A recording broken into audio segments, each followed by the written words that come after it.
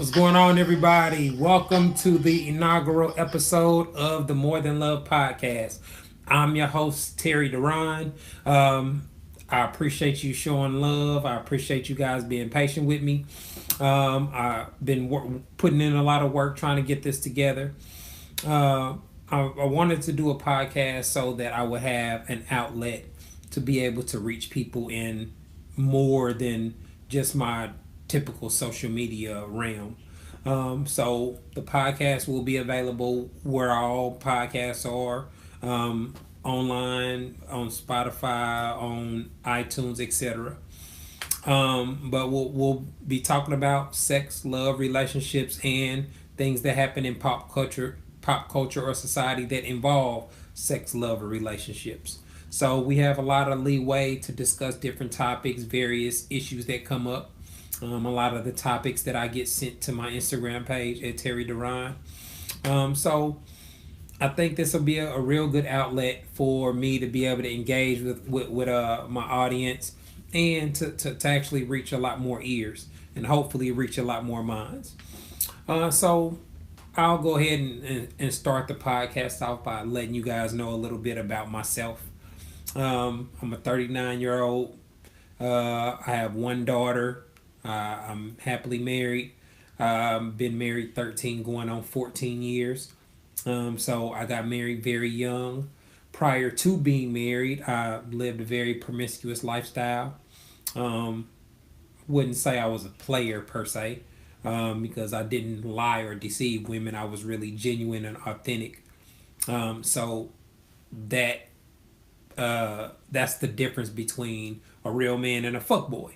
A real man can get women to want to fuck with him or deal with him or date him off of his real personality by presenting a real authentic version of himself and his lifestyle. So that's what I did, and that's the perspective that I'm going to be providing.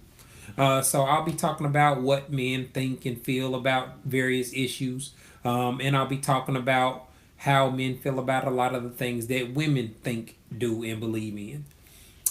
If you don't follow me already, you can follow me on Instagram at Terry Duran. I discuss various relationship topics on a daily basis. So these kind of conversations, I'm having them every single day with people from all around the world. People submit questions to me. People send me screenshots of stuff, clips of videos, etc., because they value my opinion. And so the reason that people value my opinion is for a couple of reasons. So my personal background, I was a hoe for a long time. I've been married for a long time. So that gives me a wide range of perspectives on relationships and male female issues.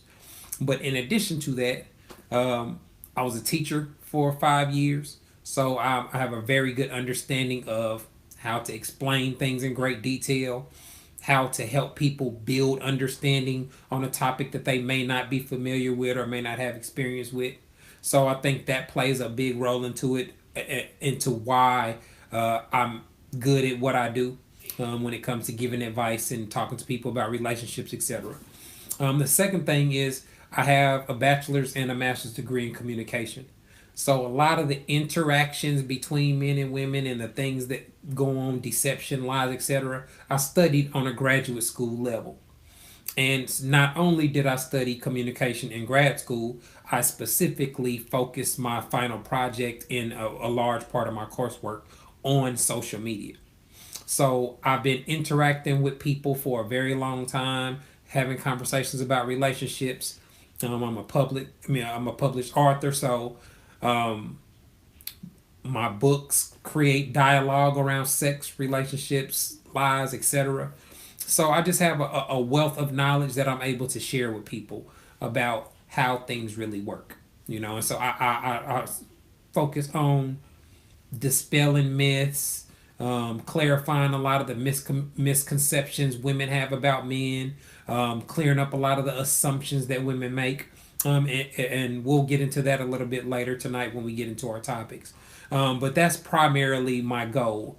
And the reason that I even give relationship advice in the first place is because I saw on social media how many women were really clueless about how quality men thought and operated. And so I figured if I can give them a brutally honest perspective on what men really think, what men really deal with. It'll give women that want to improve and want to do better the opportunity to learn exactly what causes friction and causes conflict within a relationship. I spend a lot of time talking to women about their dating strategies. I think a lot of the dating strategies that women use are ineffective and illogical, and that's why they often get very bad results. So I do my best to try to help women understand quality men better for two reasons. One, if they can identify how quality men think, how quality men operate, how they assess situations, what they value in life, in women, etc., then they should be more equipped to be able to differentiate between them and a fuckboy. If you know how real men think and operate, and you know how a quality man goes about his life, you should be able to identify a man that's not doing that. So that's the first reason. The second reason is if you understand a quality man more than you did, and I clear up the myths that you believe in, and I dispel the inaccurate things that you think about men. I can talk you back from your biases or your negative perspectives on men. If we can get you to be able to look at male behavior objectively and actually figure out intent before having an argument or creating a conflict. So instead of using your assumptions and making major life decisions about it, let's gather more information. Let's figure out what's the smartest way to reach our goals or resolve an issue. So me talking through a lot of situations or a lot of questions that I get sent, for a lot of people, it provides that articulated, reasonable thought that they need. A lot of right men give me feedback that they've tried to explain some of these things before, but they just couldn't get the words out. They couldn't clearly get the thoughts together. So fortunately, God has blessed me with the ability to be able to clearly articulate myself. And so I speak for a lot of men about how they really think and feel about things when it comes to sex, love, and relationships. Now, obviously, nothing applies to all men or all women. So you have to sprinkle a little common sense on the conversation.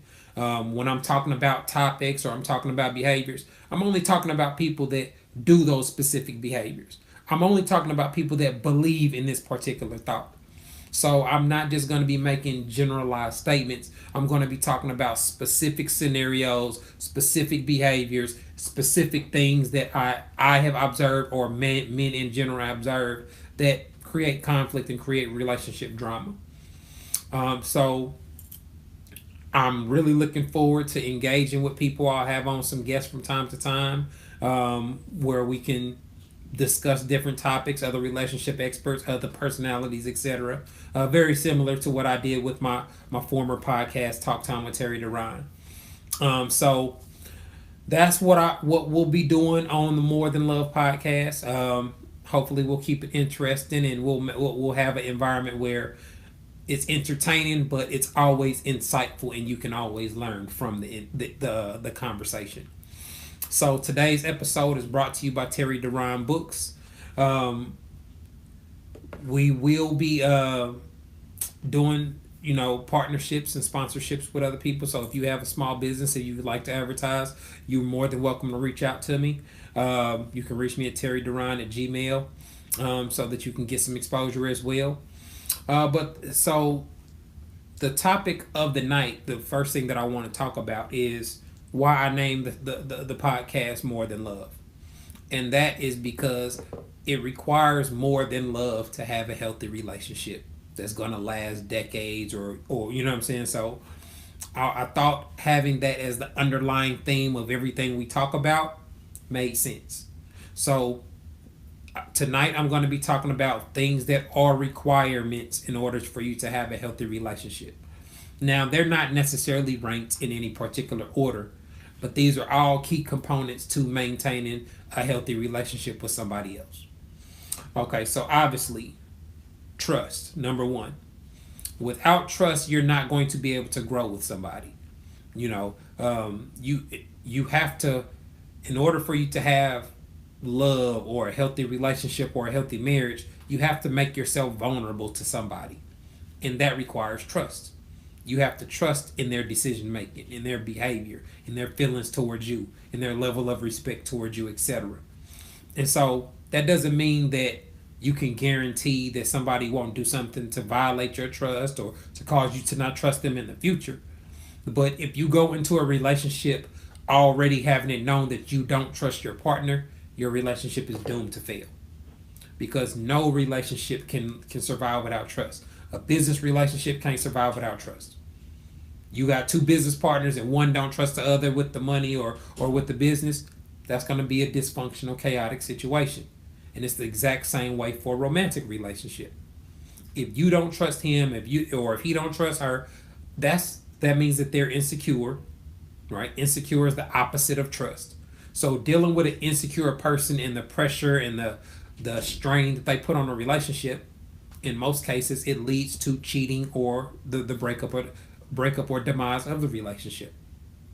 And obviously, that's not the ultimate goal. If your goal is to have a healthy long term relationship. So the second thing, compatibility. A lot of people fail the dating phase. They get caught up in how much fun it is to meet somebody new and to go on some dates and have some first time experiences with somebody. And they completely throw themselves into a relationship with somebody that they're not really compatible with. And that's a major mistake. It's something that I notice in a lot of my clients that get advice from me, a lot of people that I know in real life. Most of the people that have dating issues and dating problems fail the dating phase.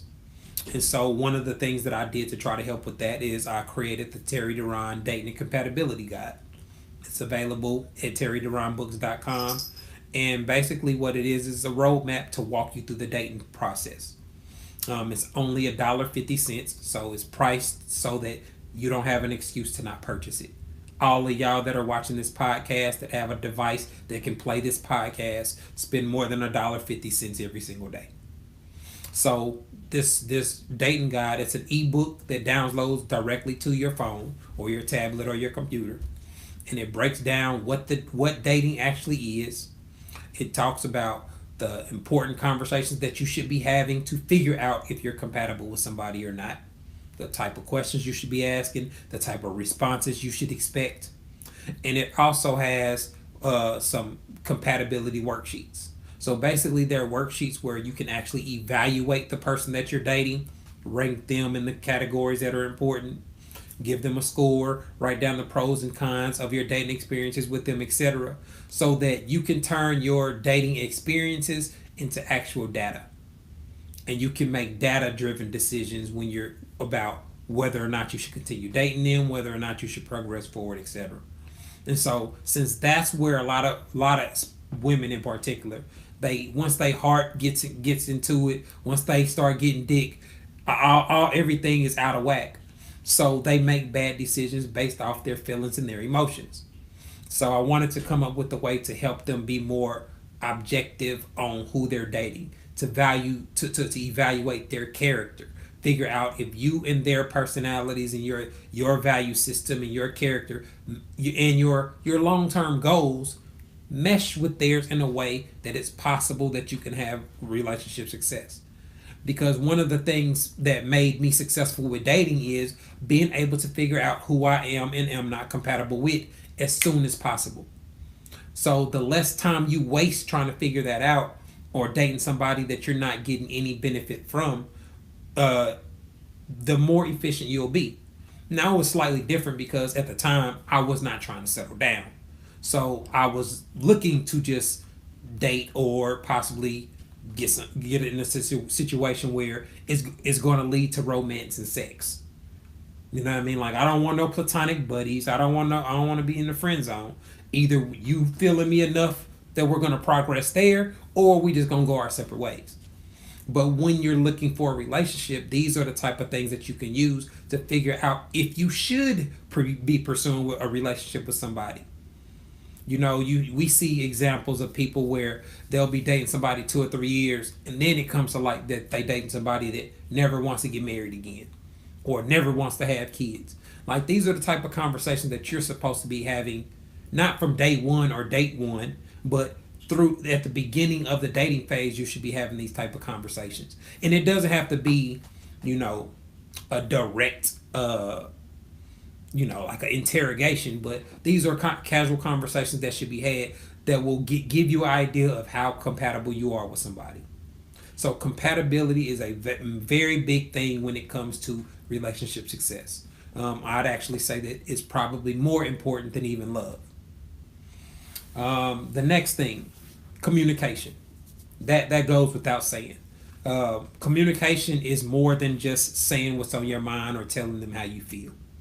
Communication also involves listening, and that's where a lot of people fail. They're great at telling you how they feel or what they think or what's on their mind, but they struggle at actually listening and listening to understand.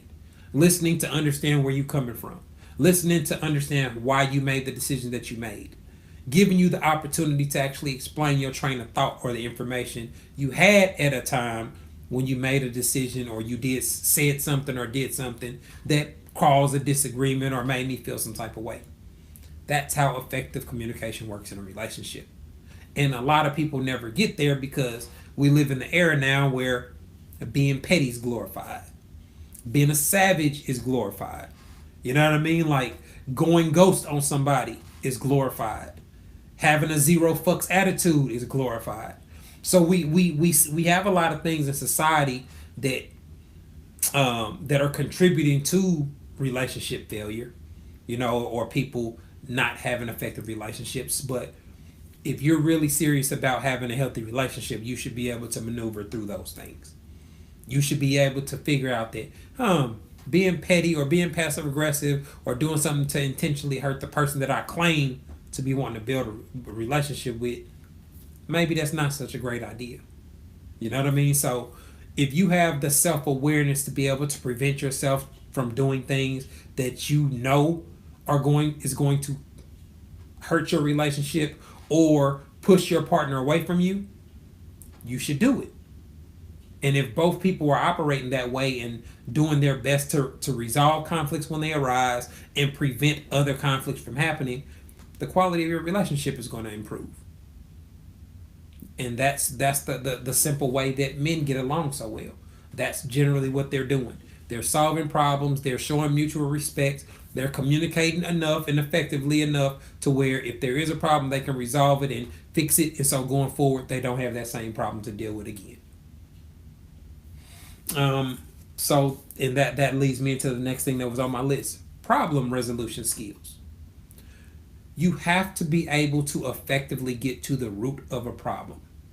And a lot of people don't. A lot of people will get mad and don't really talk about the issue, be mad for a couple of days, do some passive aggressive type behavior, and then they start having sex again and everything is all good. We just swept the problem under the rug or moved past it. That's not how it really works. And if you want your relationship to really last, you need to figure out what caused the misunderstanding or what caused the conflict. Because oftentimes it is a misunderstanding. They thought you said something that you didn't really say.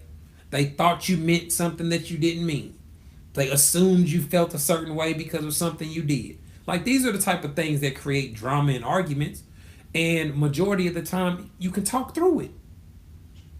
Majority of the time, you can talk through a conflict and resolve an issue without it becoming a problem. That's why you have people like me that haven't been in a fight in over 15 years, haven't had no major arguments, haven't really lost any friends. Like, you have people that have consistent relationships because if you exercise this is really just basic respect, to be honest with you. But when you give this type of mutual respect out, it nourishes your relationships with people.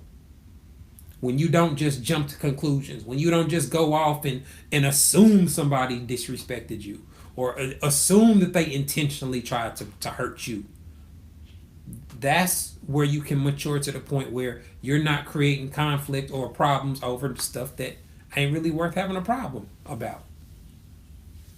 So having problem resolution is definitely important. The next thing on the list, you have to have realistic expectations. You can't believe in fairy tale land. You can't base your life off of romantic comedies and Disney movies. You have to base it off what you see in reality. What's going on in the world around us? What are the common issues that we see in songs, in movies, in people that in real life? What are the common things that we deal with? Trust issues, cheating, etc. You have to accept the harsh truths that come with those things. And a lot of people want to just believe in love is just the overwhelming thing and everything will survive with love. And that's not the case.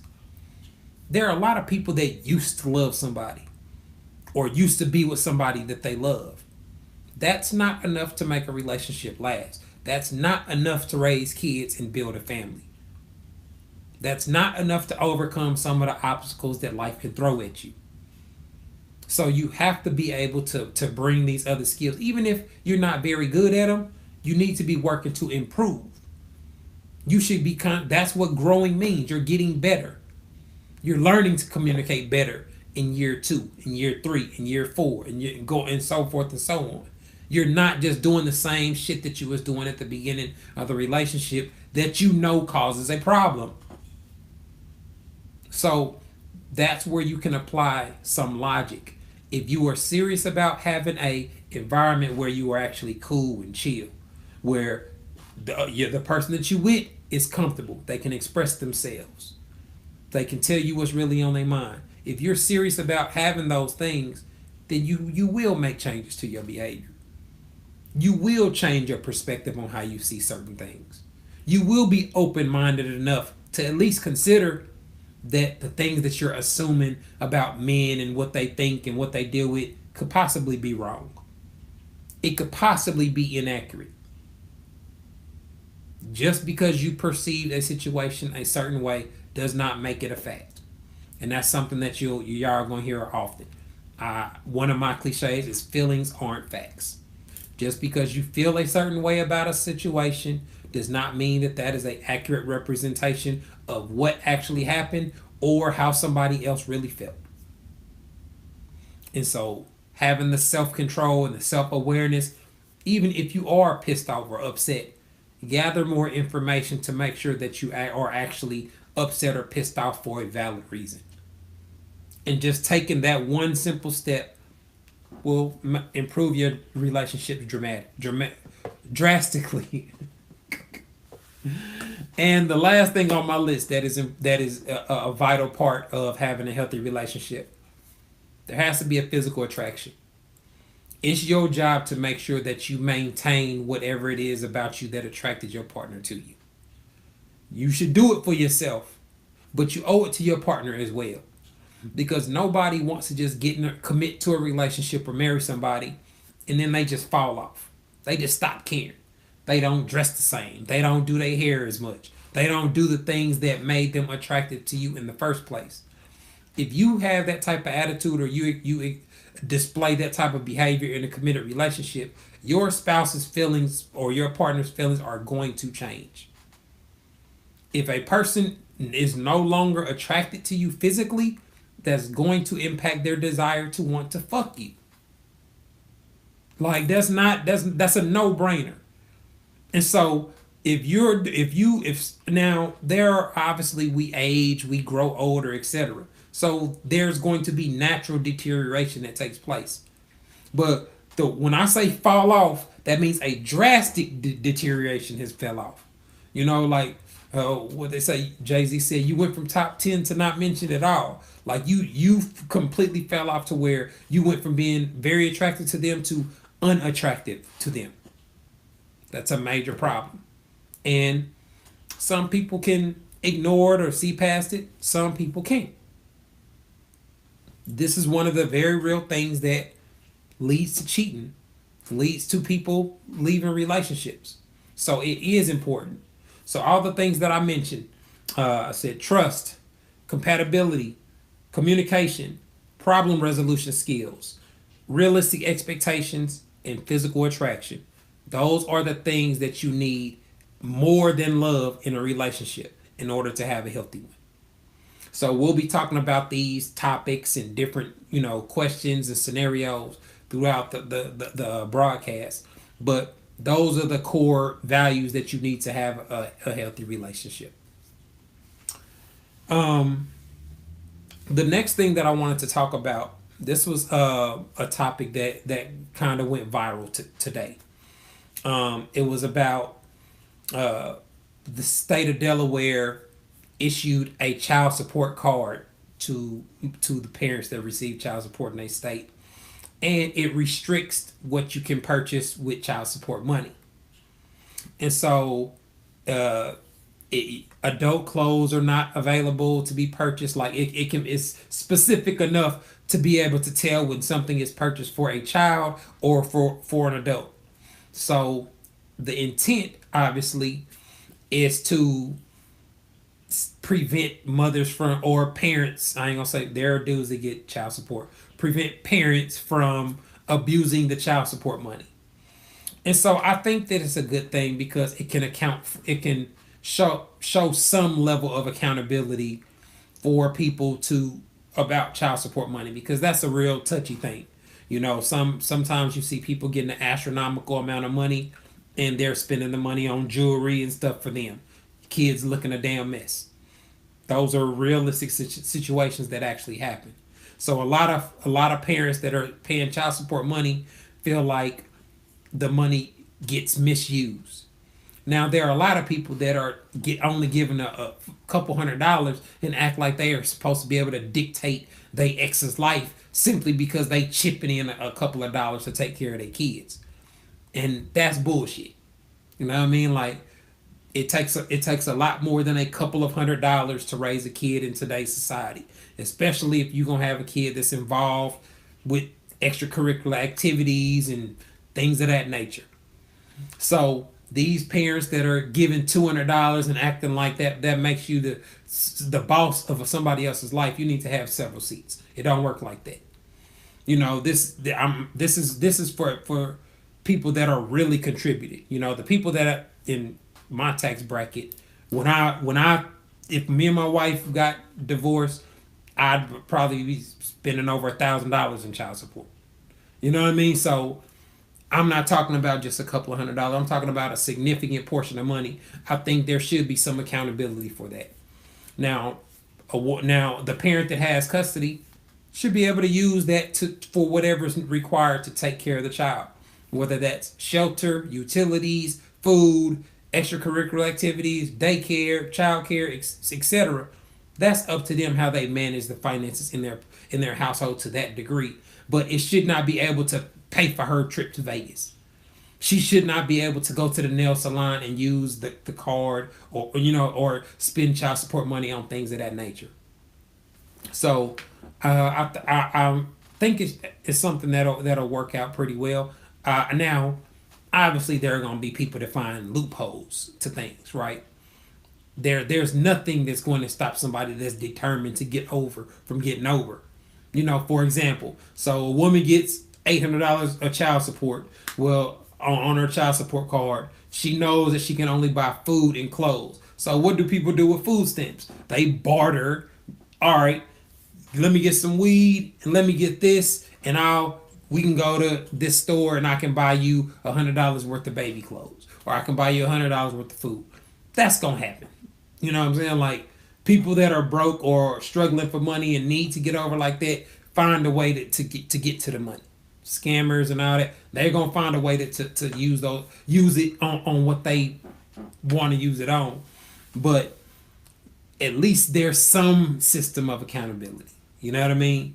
So I think that hopefully there'll be more states to do it. You know what I mean? Like, I think that's a lot better than simply giving the woman the money and letting them do whatever they, well, not just the women, but the parents, just giving them the money and letting them do whatever they want with it. So I think that there's a lot of women that are very sensitive about the topic of child support, and I can understand why. You got men that ain't taking care of their kids, or parents that ain't doing shit for their kids, and then have the nerve to be talking about that they should be able to dictate what happens to the little bit that they do chip in. I'd have a problem with that as well. So I think that that's a very interesting topic. Let's they're the first state to do it. So we'll see what type of news making stories we end up coming up on in the future, ways that people tried to skirt the system or tried to get over or tried to abuse the card. We'll see. I'm willing to bet money that we'll have those type of stories that come out in the future.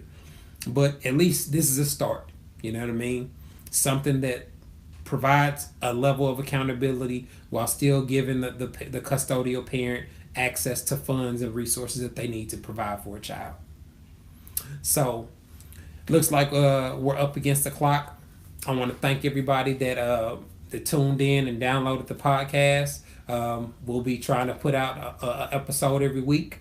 Hopefully we'll, like I said before, we'll hit some popular topics, talk about some things that happen in pop culture, and be able to entertain and provide some knowledge at the same time. So this has been the first episode of More Than Love Podcast with your host Terry Duran. Thanks for tuning in. Peace.